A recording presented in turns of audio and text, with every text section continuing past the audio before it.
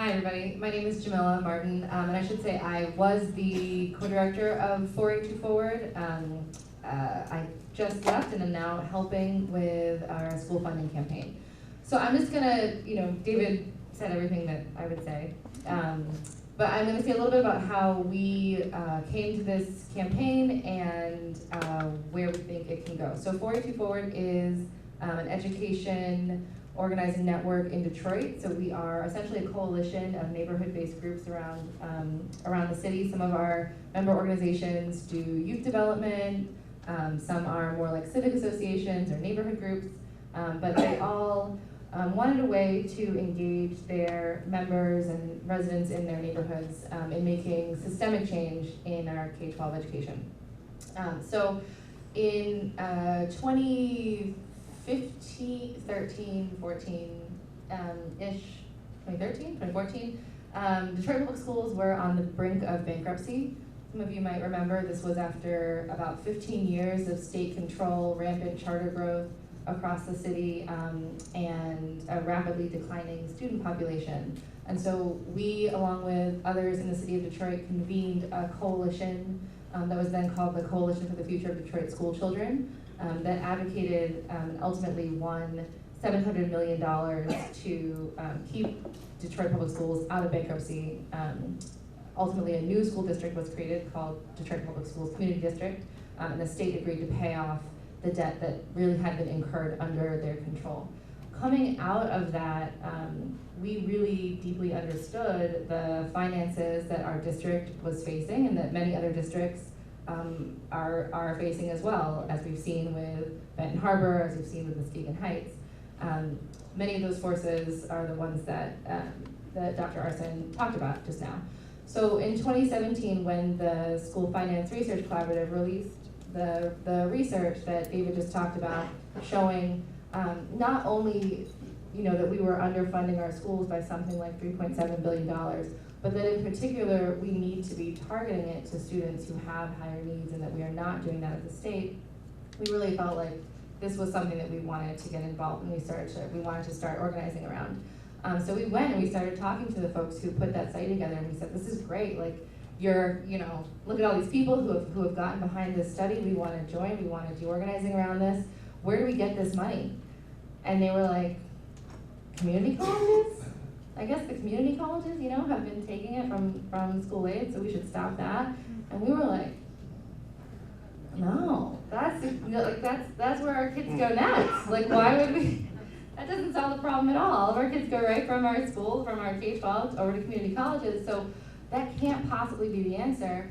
And nobody really had an alternative, which is when we started talking to folks who understood the taxes and learning more about this tax effort chart that David brought up in this. And we were shocked to learn that if we had just maintained that same tax effort, that same percentage of our economy, of our income going to taxes as we had in 2000, we would have $10 billion more every year. And that's when we realized that really this was about more than schools. I mean, we came to this because we cared about schools, but this was about so much more. This is about all of our local communities. This is about our clean and affordable water. This is about revenue sharing and investment in our local parks and our local libraries.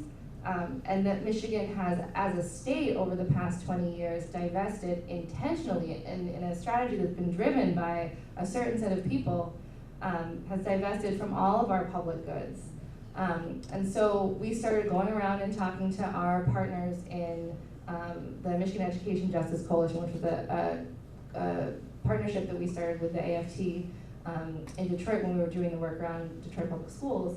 And so we started talking to folks in Saginaw and Kalamazoo and Pontiac and Grand Rapids about this issue, and David came on the road, and the UP, David came on the road with us and has been doing town halls throughout the spring and summer with grassroots organizations and with teachers locals, talking about the school funding crisis, the budget crisis and the negotiations that you all probably saw, and what we can do about it. And so, what we've come to realize is that this is gonna take more than one thing. There's no single thing that we can do that's gonna dig us out of this $10 billion hole, but there are some places we can start. One of those places is a graduated income tax.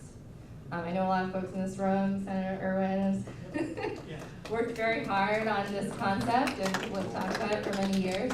So what's not up here, and what I don't have a slide to show you, is the second thing that's really important to understand about Michigan's tax system, which is that first, our tax effort has declined over time precipitously, but it's also extremely regressive. Yeah.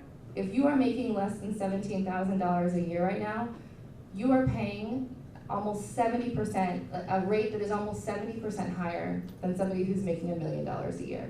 So we're asking folks who are making less than $17,000 a year to pay about 10.5% of their income in total state and local taxes. Millionaires are paying just over 6%. So as a state, we have this backwards. And it turns out that even just beginning to make that slightly more fair across the board can raise billions of dollars.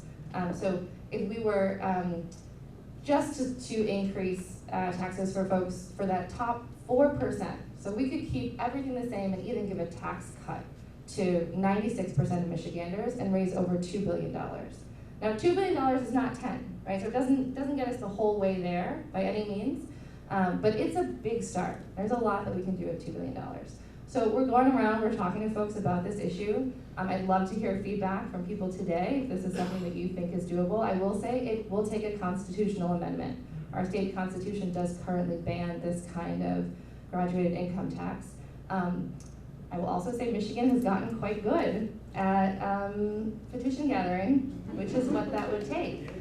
So a couple of things. So one, I'd love to hear feedback at some point from people if you're interested in that. The other thing is that if you want to get involved in the campaign, you can text right now the word BOB, B-O-B, stands for Babies Over Billionaires, to the number 69238. 69238. You can ignore, it's going to direct you eventually to a petition. You can ignore that, that's old, but at least it'll give us a way to contact, it'll give us a way to contact you. You can also go to the website, babiesoverbillionaires.org, and just sign up if you want us to be able to get back to you. But I do hope that we will have news soon, and that people can get started working on this. Yeah. Thank you. Could you click one more slide to put it, because this underscores what Jamila just said. So Michigan today is richer than it's ever been. Total income per capita has increased by 13% since 1999, but the median family income is over 9%. So this means that income inequality has increased here, like every place else. So if we're going to increase the revenue, it has to, and not be given these facts, our values, it has to come